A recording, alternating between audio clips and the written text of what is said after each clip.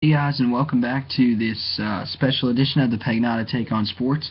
We continue in the Big 12 Conference. We finished off with the bottom five in this Big 12 Conference for this upcoming season. I had Kansas finishing 10th, Iowa State finishing 9th, 8th was Texas Tech, 7th West Virginia, and 6th Kansas State. So from there we move on. The top five in this conference, and as you would expect, it is the Power Five. At the top. Many people expected these teams to be up there. These are the teams you would expect to run this conference, especially for this year. We'll start at number 5. I have the Texas Longhorns finishing number 5. Of course, the storyline really of year one for the Texas Longhorns was again another disappointing year. 6-7. Not really what I think they wanted out of the gate in year one under Charlie Strong. It didn't really show well for the coach. He really came in and he tried to put the iron fist type ruling system into place, showing that he wasn't going to take anything from any of these kids, but it's kind of backfired on him. I mean, early on we've seen a lot of those guys who have really just downplayed him, his authority, and he has released a lot of players off the team already. I know he released another player just earlier this week, so he's really trying to show that he is taking nothing from none of these kids, but he's losing a lot of good players at the same time. So, you can't really. I know you don't want to let these kids run you, but I think he's trying maybe a little too hard to show that he can run these kids. I think he's definitely got to take it a little bit slower. But looking at this team this year, talented team, looking back a little bit at last year's team, offensively was just a tough year for Texas overall. They finished, in total offense, they finished 110th. Scoring offense, 106, which is 21.4 a game. I know as a Tar Heel fan, we've seen 21 and a quarter easy. So, for 21 in a game, that's usually what they average. I mean, we know that Texas is not that type of team. They've never been that type of team, really, that's going to score a whole bunch. I think looking at it, we know their talent is focused more on the defensive side of the ball, but there is talent on the offensive side of the ball. Now, I think it starts with the fact that they did bring back some key players. Tyrone Swoops comes back at quarterback, but even being the starter last year, inconsistency was definitely a problem. It was definitely a problem that limited him. He threw for 2,409 yards. He did throw for 13 touchdowns, but also threw for 11 interceptions. So the inconsistency for Swoops, I think, definitely hurt him, leading to a quarterback battle in the offseason where he was almost beat out by Gerard Hurd. Now, they said they have named Swoops the starter for this year. Not 100% sold on that. I know that he was the favorite going in, but I think Gerard Hurd is really talented, and I think he's definitely a guy that they've got to keep an eye on. Now, either way, I think either way they go, we do know that they are mobile threats. So they're basically similar quarterbacks, but I would say Swoops is probably favored due to the experience that he has had. So if he does stay in there, they do return him. He at least started, so that does help. He does have a year of experience, and he has had an off-season of work. So hopefully he's able to get himself back on track. At the running back position, they do have Jonathan Gray returning.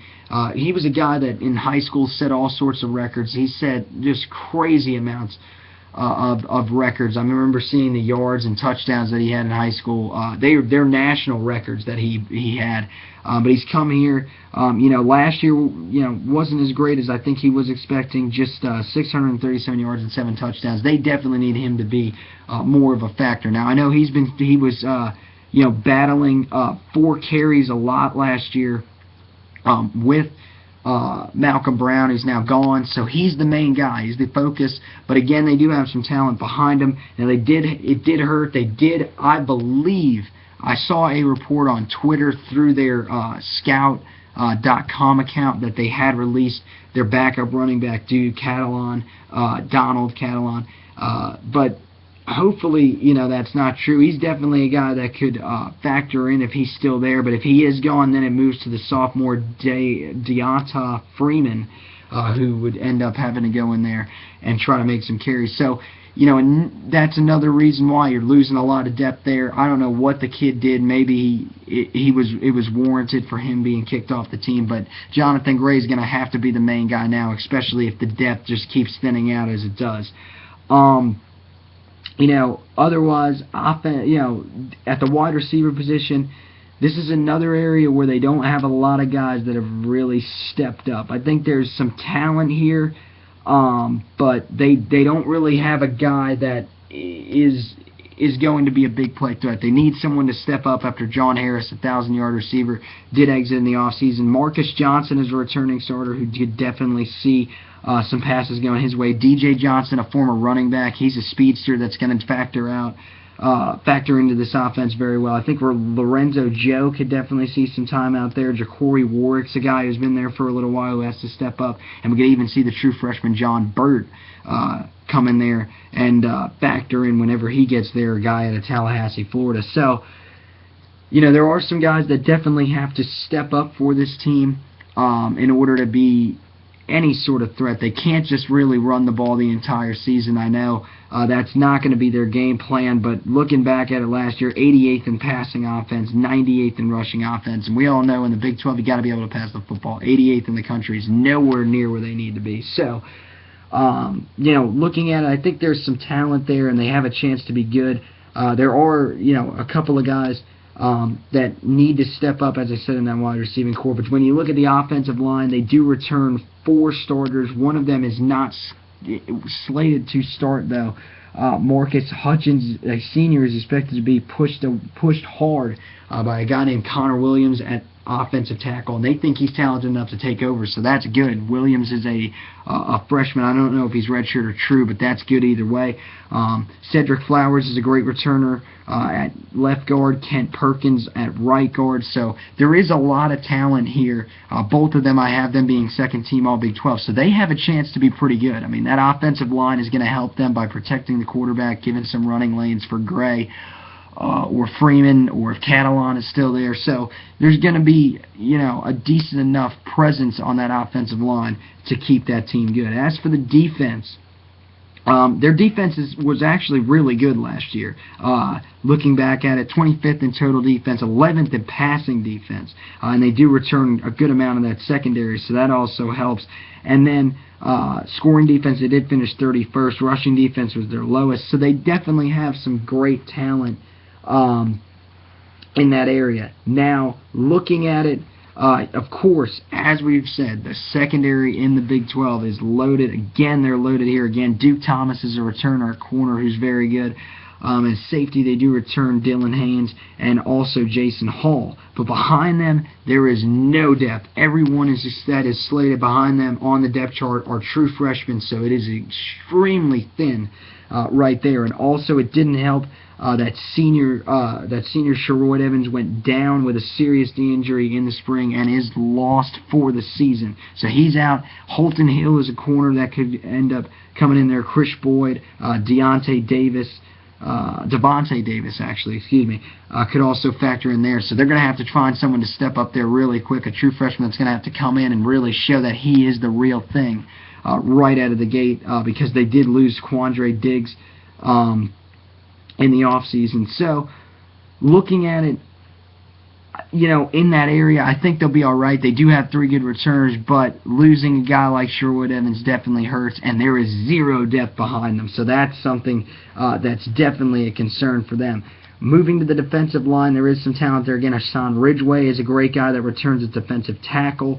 Nashawn Hughes returns at defensive end after a good year last year, but he is being pushed extremely hard by true freshman Malik Jefferson, who is coming in. Jefferson was an outside linebacker / defensive end who is going to play defensive end there. He's a sensational pass rusher, and he's shown already that he may be able to jump up there and steal that job away from him. At the other defensive end, Shiro Davis, a talented senior, could finally get his shot, and Desmond Jackson should always factor in as well. Now, the problem is, again, Malik Jefferson could factor in on the defensive line, but they are also saying that he could be their starting linebacker. So there's not much depth there as well throughout the entire defense. But they do have Malik Jefferson as a guy that could be slated to start there, as well as Edwin Freeman, which means they would have 2 freshmen starting, 2 guys that have had no experience. So that's something to definitely keep an eye on right there. Peter Jenkins is a senior who could also see some time out there. And they do run a 4-2-5, so the nickelback position is a place to keep an eye on with guys like John Boney, who's another redshirt freshman that was brought in, and Bryson Eccles could also factor in. So looking at this team, again, you know, there is talent here. As always, it's Texas. They recruit very well. But, you know, they needed to avoid injuries. They needed to avoid more cuts, and they couldn't do it with the Evans injury, with the Catalan cut. So offensively, really, you got to look at the offense and say they're the most talented group, because defensively there is pretty much no depth at all. They have their starting linebacker slated to maybe even compete and start at defensive end. That's not a good sign if they got things like that happening. So they've definitely got to find some consistency.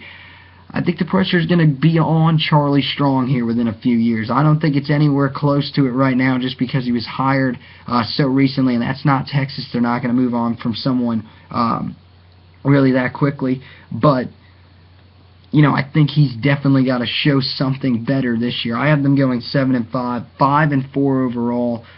You know, their out-of-conference schedule is rather weak besides Notre Dame. Now, they do play Cal, so that's one of the teams that you can keep an eye on. But in conference, of course, they do draw Oklahoma State at home, so that's a good sign. But at TCU, they, of course, have the Red River rivalry in a neutral location, and they do draw Baylor on the road as well. So not setting up for them to be really successful with the schedule, but you never really know. It's up to Charlie Strong. It's up to these guys to really work together, and I think it has to start really with Tyrone Swoops stepping up at quarterback and playing well, and this defense having some of these young freshmen step up. So I have Texas finishing 5th. A little bit shocking that they're down there. And then that other team that we mentioned in the Red River rivalry, I have them finishing 4th. This is a team that is talented, but they just, these last couple of years have been rather challenging for them. And these years where you wouldn't expect it to be challenging for them. The leash on Bob Stoops, believe it or not, out in Norman is actually getting a little bit shorter as we speak.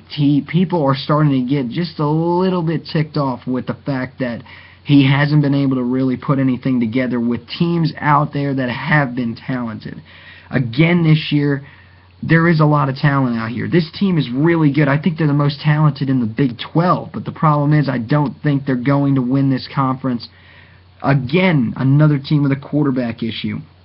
And this one is a complete disaster out here. They love Trevor Knight, of course. He's played very well. I mean, you look at what he did. I mean, after just the bowl game, just what would be 2 seasons ago. It's not really that long ago though. When he beat Alabama in the Sugar Bowl, people said, "Oh well, he's going to be the main guy. He might be a first-team, All-American next year. May even be in the Heisman race because this kid is extremely talented." Just last year was just a bad year for him. He threw for 2,300 yards, 14 touchdowns, and 12 interceptions. And then he did go down with an injury in the Baylor game that was extremely mysterious. He was out for the rest of the year. And no one ever really figured out what went wrong with him. They said it was some sort of upper body injury, never figured it out. But, you just really wonder whether or not he's healthy. You definitely hope so. But he's got the talent there. They just aren't sold on him. Baker Mayfield comes in. He's the guy that I think right now is the favorite out there, mostly because of the new offensive set that comes in there, and Lincoln Riley brought in as offensive coordinator. I think it was the best hire maybe of the entire offseason at any position, because Lincoln Riley deserves a great job. I know he was a North Carolina fan. We watched him tear us up 2 years in a row. The dude knows how to coach offense. He coached St. Carden, made him one of the best in the country, made that offense extremely talented. He had the best receiver, one of the better receivers in NCAA history in Justin Hardy. He set all sorts of records. So Now he inherits a guy. Baker Mayfield's more of the guy that he wants. Mayfield came from Texas Tech, where they had the air raid offense. He was a former walk-on, so he has a work ethic. But you also got to factor in youngsters like Cody Thomas and Justice Hanson into this thing as well. I don't think they're up there with those guys, and at this point of the year, I would probably say that it's going to be between Mayfield and Knight, and I think they got to decide on a guy soon. Offense, with the skill set, I think they got to go with Mayfield, but proven-wise, I think they got to go with Knight. So either way they go, they got to get one of those guys to be consistent, and they always have the other guy there if they need to go to him. As for the rest of the offense, the running back position, we know they're loaded there. They always are. They have great running backs. Samaje Perine one of the best in the country returning. He had 1,713 yards last year, 21 touchdowns. The dude's a first-team All-American, I think. The dude's a stud, so there's no need to worry about him. Of course, last year he had that monster game where he ran for, I believe it was, I can't remember exactly, but it was somewhere in the 300s. That was just nuts. Watching that just a week after Melvin Gordon had set the record. And behind him, you got guys like Joe Mixon, who could also factor in if they need him to. He was a former 5-star, so he could also get in there if he needs to. Alex Ross could also see some carries out there, so if they need those guys to factor in, they always have backups that can come in and relieve Perine and really run the ball well. Besides them, the wide receiver position, they do return one guy that's really, really good in Sterling Shepard. He's their best receiver by far. 970 yards, 5 touchdowns last year. He's a slot receiver, good young man that I think is going to end up making his impact. A redshirt freshman Mark Andrews could see some playing time this year. Deron Neal could also be in there, but other than that, there's not a whole lot. Some of these other guys are going to have to step up if they want to have any success. Guys like D.D. Westbrook, Micah Quick, Jeffrey Mead, K.J. Young, and John Humphrey. All these guys are young, and they're going to have to grow up real quick in a Big 12 that is full of experience. Offensive line, they only return one starter, but it's a really good one in their center, Ty Darlington. He's a nice anchor. They also have a couple other guys that have to find a way to step up. In Neela Casati, who I actually have as a guy that could end up factoring into the All Big 12 at guard. He's talented. He's a veteran. He's been there for a little while. Josiah St. John at the offensive tackle position could factor in as well. On the defensive side of the ball, this was an area where they really struggled last year. It's very, very rare that you would expect them to struggle on defense. I mean, you've seen this team. They're very talented. This team's a little bit different than the rest of the teams. Their talent really is focused at linebacker. Eric Stryker's one of the best in the country by far. Just a monster. He had 9 sacks last year. Then you got Dominic Alexander, who led the team in tackles with 107 a year ago. And also you have Jordan Evans, who was a great player. He's a returner as well. He was second on the team in tackling. Behind him, Frank Shannon has come back to football after he was gone for a year. I believe it was some off-the-field issue. I believe it was criminal. He's back as well, so there's depth at that position. So the linebacker, they are loaded. Secondary, they have some talent there. Zach Sanchez is one of the best corners in the Big 12 for sure. Definitely a first-teamer. At safety, they do return Ahmad Thomas back there. And at the other 2 spots, they are looking for some guys to step up. Sophomore Stephen Parker is a guy who can play safety or nickel. So either way, he's extremely talented. Jordan Thomas will be looked to there. Atari Bird and Dakota Austin could also see some time there, as well as the true freshman Will Sutherland. Up front, again, there is a little bit of talent here. Charles Tapper is the main guy who does return. He's pretty good, so that's something that they can build on. Matt Diamond is also a guy who is a solid player. And DJ Ward is another guy that returns to the outside. So the defensive end position, they are set. In the middle, they have to find guys to step up. Jordan Wade is a guy who has been there for a while, just has never really been able to step up and prove that he's in it, that he can really fill that starting role. So Charles Walker get a shot there, Matt Romar as well, and even possibly the transfer in Neville Gallimore could see some time at defensive tackle. So looking at this team, again, another talented team. It's similar to what Texas has. There's talent there as always. This is Oklahoma. They recruit very well. But when I look at it again, offensively, they've got to decide on a quarterback early on. They cannot let this go into the season. They cannot have these guys battling throughout the season. I think they got to have a starter when they head week 1 to play Akron. Maybe, I could see maybe you trying to find him in that game, but when you play at Tennessee, you got to be ready. Tennessee's going to be good this year.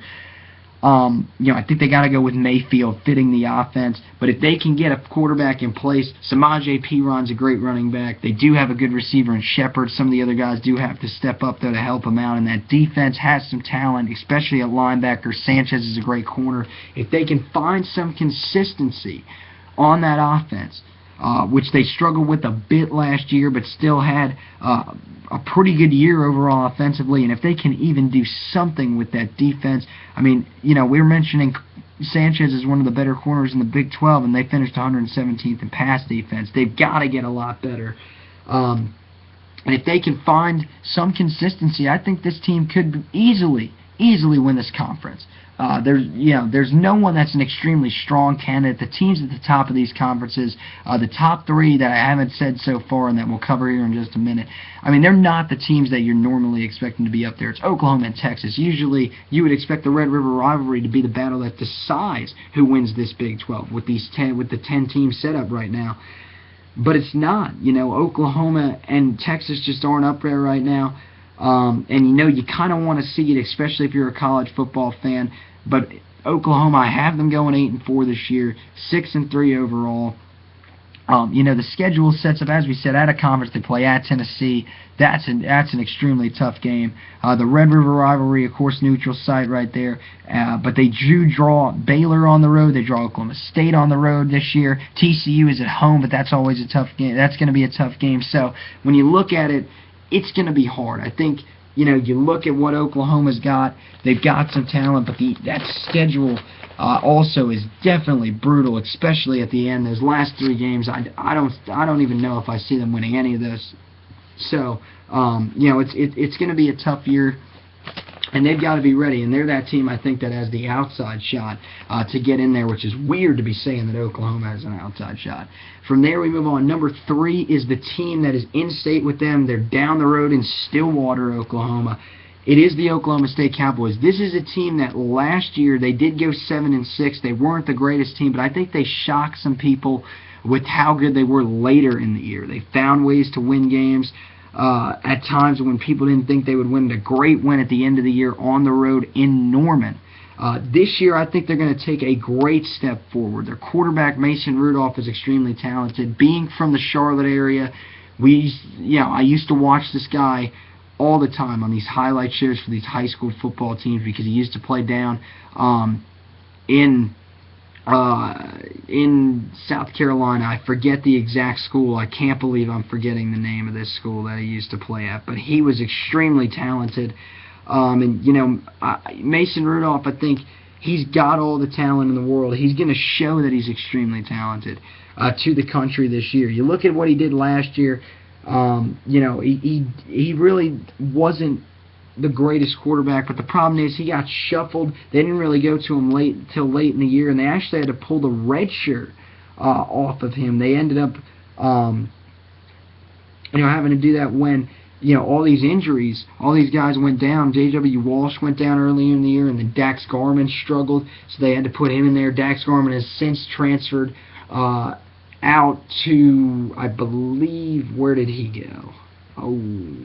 Is it Maryland? I think maybe it's Maryland. I don't know. It'll come to me soon here, probably down the road. He used to play at Northwestern High School. I finally got that one, but he's talented. I've seen him. I know he's talented. They wouldn't pull the red shirt off of him if he wasn't. And he's the reason that they really got to bowl eligibility. He's the reason that they won their bowl game.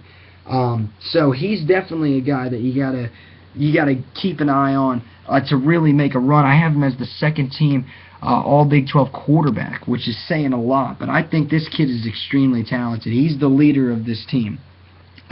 Running back wise, Ronnie Childs is their main guy that returns. He did have 294 yards and 3 touchdowns last year. But again, this is not an area where they're really dying for someone because they are a more pass-heavy offense. than they are run. Now, last year they were trying to be a little more balanced. I think they just need to focus on the passing game. But if Ronnie Childs can step up, they also have a guy who comes over from junior college, and Chris Carson, who could factor in as well. But, they're known for their passing. You look at the wide receiver position, they're pretty loaded out there. Jawan Seals returns. Their leading receiver in David Glidden returns.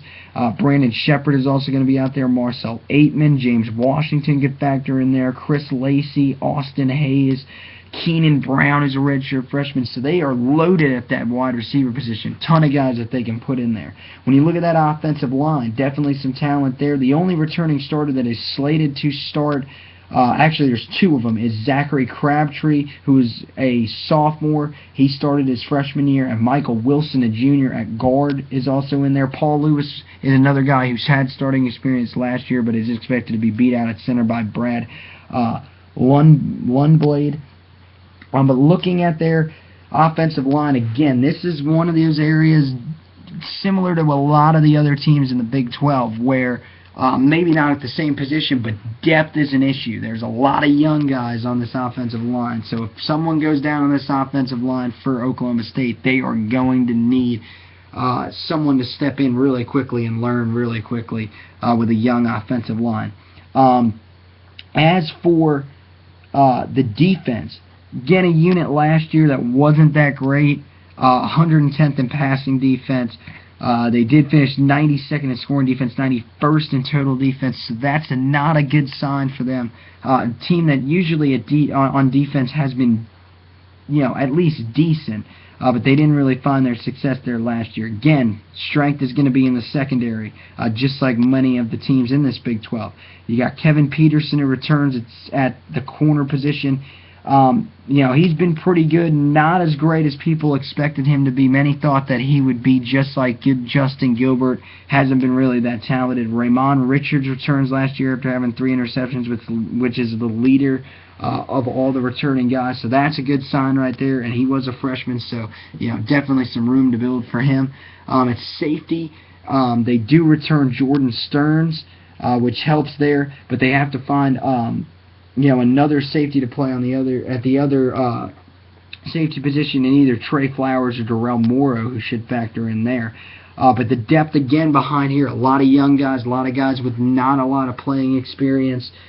So that could factor in. You move down to the linebacker position. You got Ryan Simmons at the linebacker, who's a promising linebacker from what we saw last year. Seth Jacobs could factor in as well and play pretty good. And then the other linebacker position, it could come down to a battle between Jordan Burton and Gasai Akeem. So, there is some talent there at the linebacker position as well.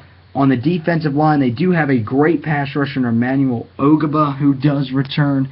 I have him as a first-team all Big 12 pass rusher. He had 11 sacks last year, so this guy's extremely talented. Jimmy Bean at the other defensive end position returns as well, so they're talented there. On the inside, they're looking for guys, a lot of youth on the inside there. Vincent Taylor and Vile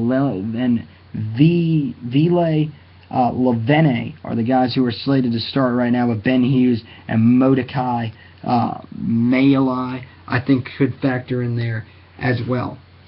So looking at this team, talent-wise, it's not that great. It's really not. It's not a bunch of superstars out there.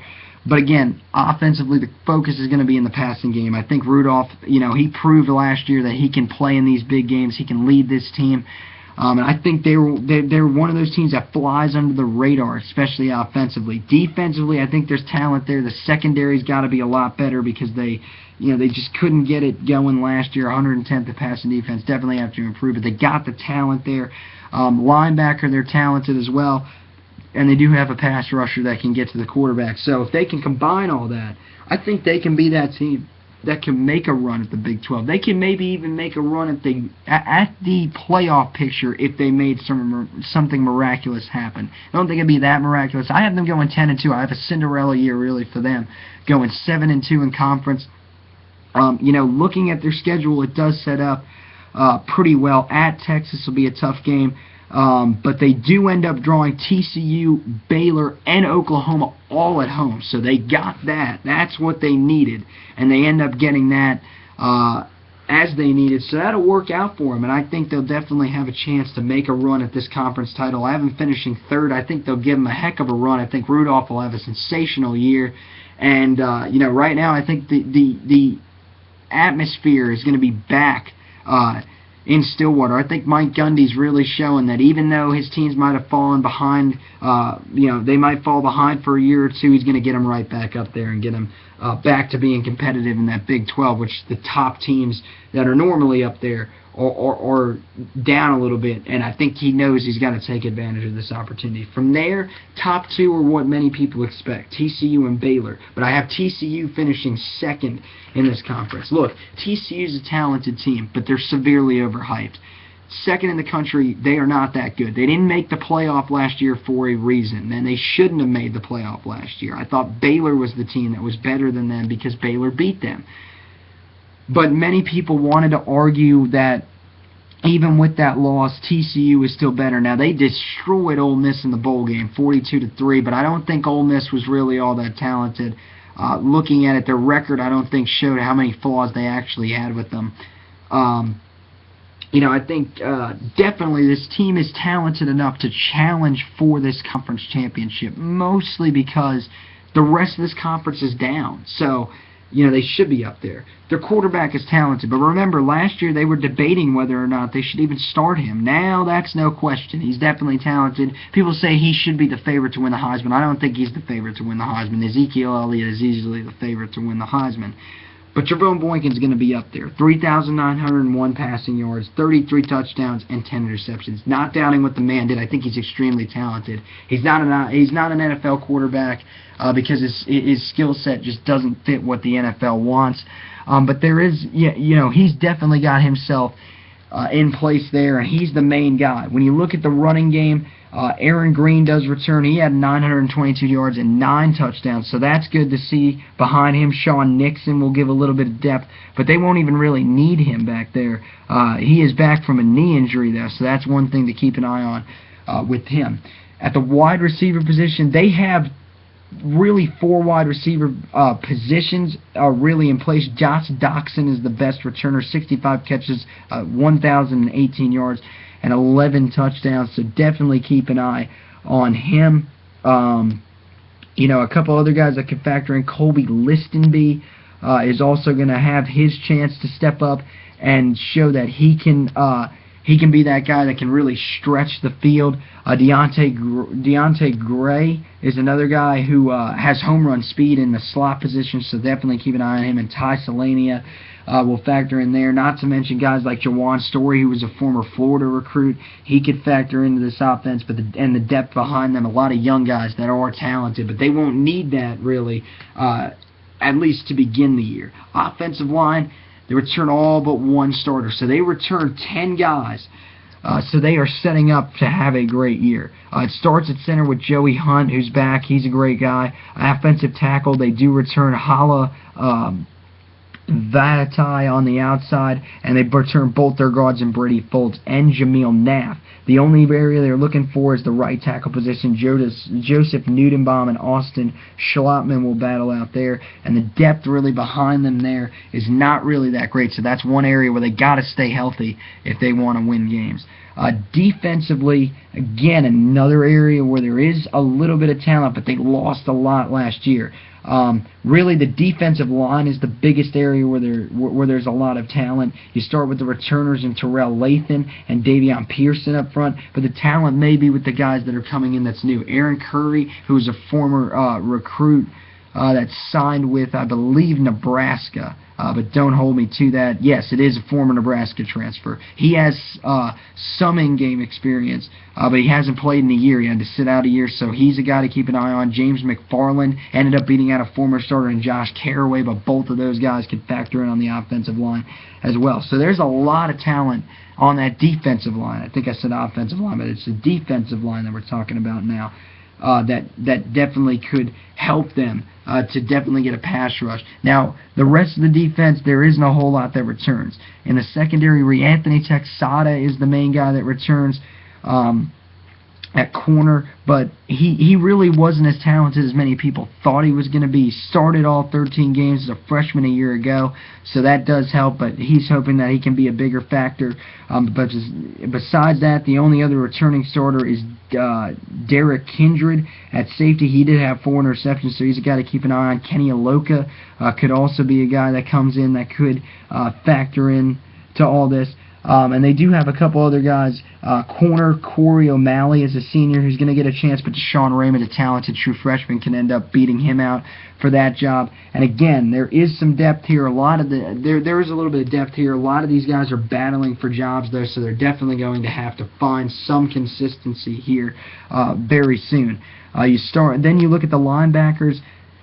Again here, a lot of youth here. Mike Freeze is expected to start. He's a redshirt freshman. Sammy Douglas is a junior who's expected to start. And Ty Summers, Alex Dunham could also battle there. All those guys are young, so there's not a whole lot of experience there. So the defense, I think, is really going to be where they're going to be in some trouble come this year. The offense is extremely talented, but I think the problem with this team is they're so overhyped. There's so much expectation for this team. One guy I also forgot to mention, I want to mention him really quick, is their kicker, Jaden Overcrow, one of the best in the country as well, and Ethan Perry, their punter. So, when you look at it, when you put it all together, this team's good. Look, Trevone Boykin is a good quarterback. I'm not doubting that. They've got a running game. They've got the receivers in place that they need. The defense is the question. Up front, they can pass rush, but they don't have anything else. Really, besides the front 4, the rest of that defense is in trouble. They need to find guys that can step in quickly. I think they have a tough test out of the gate. I have them losing their first game at Minnesota because it is at Minnesota. It's the one to open the year. The hype is there. The defense is still going to be trying to work through their issues at that point. And then from there on, I have them going 10-2. I have them finishing 8-1 in conference because I do have Baylor beating them in that game. It is in TCU, but I do think Baylor is talented enough. It is the last game of the year, so that should be a great one right there. But I do think Baylor is just a little more talented than TCU. But we're going to find that out. Tough games, though, on their schedule. It's not going to be an easy schedule at all. As I mentioned, at Minnesota, they do draw Texas at home, so that's a little bit of a helper, but they are at Oklahoma State and at Oklahoma. So definitely something to keep an eye on. Of course, they closed the season with that game against Baylor. That should be one of the best games of the year. So again, I think they're a talented team. They're a team, even at 10-2, I think that could challenge for New Year's Day Bowl, no doubt. But I just don't see them factoring into the playoff picture really enough. Yeah, I don't see them being that team that's going to jump up there and shock everyone. I don't see them being as talented as all the teams that they're up there with. As talented as Ohio State. People say they could give Ohio State the best run. I don't think they'd stand any chance against them. But, you know, looking at it, I think they have their chance, and they've got to take it now because Oklahoma's down, Texas is down. This is their chance to win the conference, and if they're going to do it, they got to do it this year with all the talent that they have. With that, of course, that leaves Baylor as the team that finishes number 1. I have Baylor winning. I have them going 11-1, 8-1 in conference, the same as TCU, but I do have them actually beating TCU. Their only conference loss, I think, will be when they have to go on the road to Oklahoma State.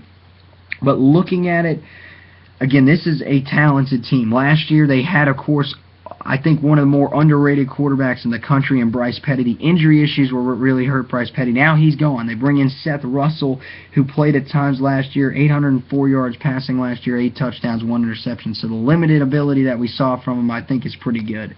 On the ground, Shock Linwood is a great running back. He ran for over 1,000 yards last year, 1,252 yards and 16 touchdowns. Do have him as my first-team running back. Of course, he is behind Piron, who had such a great year, but he is very talented. And if you combine that with a great passing game, you just wonder what this team could do. I mean, they were 27th in the country rushing last year to go with 4th in the country, number 1 total offense, number 1 scoring offense. You put that all together, and if they can get anywhere close to that again this year, they're going to be right near there.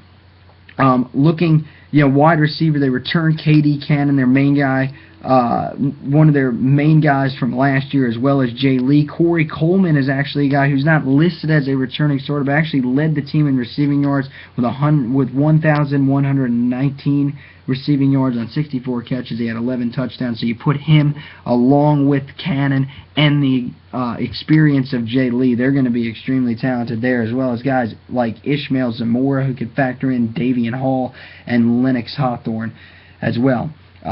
Can't count out their tight end, which is it's rare, but they actually do have a tight end position this year. With their offensive coordinator, Philip Montgomery, moving on to become the head coach, I believe, at Tulsa. And that opened the door. Now Kendall Briles, the son of the head coach, Art Briles, takes over. He wants a tight end position in there. So Travion Armstead and Gus Penning have been battling for that. Both of them are expected to factor in to this equation as well. And when you look at it, offensive line, they return everyone on their offensive line. Spencer Drengo is the guy that highlights the offensive line. He is one of the best in the country, especially at that left tackle position. He's going to be a monster, especially in the NFL, protecting the blind side, so that's a guy to keep an eye on. Blake Murr returns at the offensive guard, along with the guy on the other side from him, Jarrell Broxton, who has some experience. Pat Colbert returns at the other offensive tackle position, and Kyle Fuller also returns at the center position. So that's just the offense. The talent is there. The only guy that really of significance is missing is Bryce Petty. He's gone, but Seth Russell comes in, and I don't think there's going to be any drop-off. And they've had these stretch of great quarterbacks where you've gone from RG3 and even in the middle with a guy that came in really as a placeholder. I can't remember his name right now, and it's just killing me that I can't remember his name. It was Nick something. Just can't remember it. And then Bryce Petty, of course, did come in there. So I mean, right now they've recruited the quarterback position so well that I don't think Russell will have any problem sliding in there. And they actually believe he's more of a running threat than Bryce Petty, which could be even more scary. But then you go to the defense. Extremely talented. You pick where you want to start with this defense. I would probably start on the defensive line. Of course, we all know the guy that was made famous last year for his unbelievable stature and build, and Sean Oakman at defensive end. He's a monster at defensive end. The man not only looks the part, but plays the part. 11 sacks last year. He's an intimidating presence on the field, and he's back this year. I think he's going to have a sensational year. Definitely a first-team defensive lineman for them. Bayou Blackshear returns at the defensive tackle position. The nose tackle position is going to be locked down by Andrew Billings, and both of those guys are extremely talented. And then at the other side, you either have Jamal Palmer, who has been very talented, or you could pick the freshman All-American KJ Smith. So you take your choice out there. Either one of them is a great pick out there. Then you move into the secondary, where there is a lot of talent there as well. Xavier Howard returns at the corner position. He's a lockdown corner. Ryan Reed returns at the other corner position, so keep an eye on him to make a move this year. Terrell Burt is the safety. Is one of the starting safeties, and Orion Stewart, who also was tied for the lead with 4 interceptions on the team last year. Both of those guys return, so they are loaded in that secondary again this year. The only area where they are a little bit new, and they're going to have some fresh legs out there, is linebacker. Taylor Young does return, though, so keep an eye on him. He's going to be seen as the leader, even though he's only a sophomore. Grant Campbell will move in at middle linebacker as a senior. He may have a battle going on with Avion Edwards, though, for that starting position. And then they have a Bear position, which I believe is supposed to be another linebacker position. Might be a linebacker / pass rusher, or maybe the other way around. That's going to be held down by Trevon Blanchard or Patrick Levels, so keep an eye on that battle as well. The linebacker position really is the only weakness on this entire team. Now, the pass defense last year was ranked 107th in the country, right there, but the rushing defense made up for it with 16th in the country. They averaged right in the middle, with finishing 50th in the country, in total defense 48th. I think this team is returning better guys. I think they're more talented this year on the defensive side of the ball, and if they can just seem to find a way to put it all together, this team is really talented. Offensively, we know they're talented. I think they're going to be one of the best in the country. If they can get that defense to work, that pass defense, really to work in big games. I mean, we saw it, the big games of the year, that loss at West Virginia that just lingered so huge. If they don't lose that game, they're probably in, I mean, they're easily in the playoff. They might even be in the national championship game, but instead they lose that ball game. I mean, you look at the way their defense played, especially that pass defense, and they still found a way to win 11 games. So this team's extremely talented. I have them winning 11 games this year. I think they're one of the best teams in the country. And you know, I don't know for sure right now. I'm going to look at all my picks at the end. I'm going to look through these teams one more time, and I'm going to come to a final conclusion on some of these standings. But right now, I think Baylor would be a team that's going to be right there up near my playoff teams so far. So, recapping the Big 12 really quickly, I have Baylor finishing first. I have TCU second. Third would be Oklahoma State. Fourth, Oklahoma. Fifth, Texas. Sixth, Kansas State. Seventh, West Virginia. Eighth, Texas Tech. Ninth, Iowa State. And finish off in the basement with Kansas at 10th. So, you know, looking at it right now, I mean, this is a conference really where, I think we know the bottom five. I think we know from Kansas State on down. But I think up from there, you just don't know. Texas could hit a hot streak, end up winning this conference. Oklahoma easily could win this conference just because they have all the talent. Oklahoma State could make that Cinderella run to win this conference. TCU could fulfill the expectations that everyone in the country has for them, or Baylor could finally conclude what Art Briles has been trying to do at Baylor. They have the most wins over the last 5 years in the state of Texas. So I think it shows this team's on the all these teams, they're on the rise. This conference is going to be great, and I can't wait to watch this conference. Reading through some of the key areas in the all Big 12 teams. All Big 12 first-team quarterback, of course, goes to Devon Boykin. I have Mason Rudolph as my second team. Of course, I think Russell will be up there challenging for that. Whoever starts for Oklahoma could be in there. Tyrone Swoops, if he can prove himself. And Skylar Howard could also get in there from West Virginia. Running back-wise, Samaje Perine easily along with Shock Linwood. I think DeAndre Washington from Texas Tech is a second-teamer along with Russell Shell from West Virginia if he lives up to the comparisons in any way to Marshawn Lynch. At wide receiver, Corey Coleman is definitely a guy that had a great year. He's going to be a guy that's going to probably be a first-teamer. Josh Doxson from TCU, he's their main guy. Jakeem Grant from Texas Tech will be in there. I do have second team, I have Katie Cannon, Sterling Shepard from Oklahoma. So much talent here. And then Alan Lazard from Iowa State, I think, will find his way in there because he's their main guy.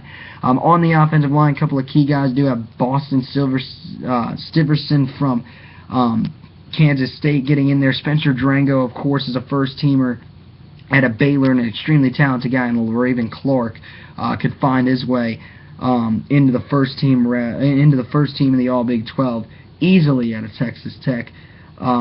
Texas has a couple of guys on the second team as well, and also Kansas State adds a second one there as well, so they're going to be extremely talented. Looking on the defensive side of the ball, defensive ends, I have Sean Oakman as my first team, along with Emmanuel Ogaba, Pete Robinson from Texas Tech, and Charles Tapper from Oklahoma will be my second team defensive ends. On the inside, defensive tackles, I have Andrew Billings, the nose tackle from Baylor. He'll be the main guy, along with Hassan Ridgeway, who will factor in there. And then in the second team, it's their group mates at the defensive tackle. Bayou Blackshear is from Baylor, and Desmond Jackson from Texas. Linebacker, extremely talented linebacker in Eric Stryker, as well as his middle linebacker, Dominic Alexander, who had over 100 tackles last year. They'll all be in there. Nick Kwiatkowski, I think from West Virginia, will also make his name heard. Taylor Young from Baylor, I think, is a second-teamer. Mike Mitchell, the extremely talented guy who was originally signed with Ohio State, now at Texas Tech, I think he makes the second team, and Ryan Simmons from Oklahoma State as well. Cornerback, I have Zach Sanchez from Oklahoma.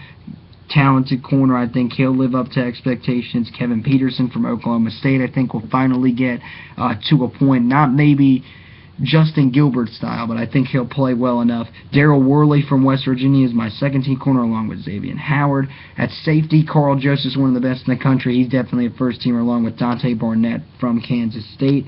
Orion Stewart from Baylor is my second-teamer. He had a great year, should have another good year this year. And K.J. Dillon from West Virginia will make that secondary tough to go against. Kicker, Josh Lambert from West Virginia, who had a great year last year. He's on pace to probably be one of the better kickers in their program's history, as well as Jaden Oberchrome from TCU would be my second-teamer. Punter, Ethan Perry from TCU should make that kicking game unbelievable to go against. And then the punter from West Virginia, Nick O'Toole. So those kicking games will be really good overall. Kick returner, I have Alex Ross from Oklahoma, Jamal Wiltz from Iowa State could factor in there as well. If he ends up getting the returns, Jarvis West is still there, so you never know. Punt returner, Cameron Eccles-Looper from TCU is my pick there, and Ja'Cory Warwick from Texas. I think he'd get himself in there as well. So that's the end of the Big 12 preview. I know it's been a while coming. It's been, I've been trying to get my friend Josh on the show again, but he just hasn't been able to with his work schedule and him trying to get enrolled in college. So, right now, the plan is to try to keep doing these by myself. Tomorrow night, I might try to film the Big Ten. It just depends on what time I do get home from my job. I do work a late shift tomorrow night, so hopefully I'll be able to come on and do that one. We may end up doing the Tar Heel preview actually tomorrow afternoon, so that's something to look forward to as well. And for you guys that are seeing this, if you do want to watch one of my other videos, it was filmed earlier today, was my PGA Championship preview. It is having some trouble uploading from my phone, so it may not actually upload until probably maybe Friday or Saturday. So if you guys do want to go watch that, thank you. And if you don't, I understand. I am sorry that it's having trouble uploading off the phone, but I do thank you for watching this. And as I mentioned in my last video, you can subscribe to my channel right below this video right here. You can also follow me on Twitter at FutureTarHeel. You can also follow me on Instagram at Anthony_Pagnotta96. And if you ever want to hit me up with any questions, any suggestions for what I should talk about, I'm always taking suggestions. And we'll continue with these. As I mentioned, the Big Ten is definitely on the horizon. I think what I'm going to do with some of the smaller conferences is probably combine them together. So I'll probably have the Conference USA, MAC, Sun Belt, together. Maybe the Mountain West I might do on my own, just because there are a couple of teams out there that are pretty good, so that one might be one of its own previews. And then I'm definitely going to get to the Pac-12. The SEC is one that's going to be very popular. I know a lot of people watch that. I'm trying to have a friend come on with me, as well as I'm trying to get Josh on with me with that one as well, and another friend in Nick Dorman. If you're watching this, definitely hit me up on any of my Twitter. Hit me up on Twitter. Hit me up on Instagram. You can get my phone number from Josh and just hit me up, and we'll try to set that up anytime soon. So thank you guys for watching this. Just keep with us. We'll definitely try to film as many of these as we can, and the Big Ten is on the horizon, guys.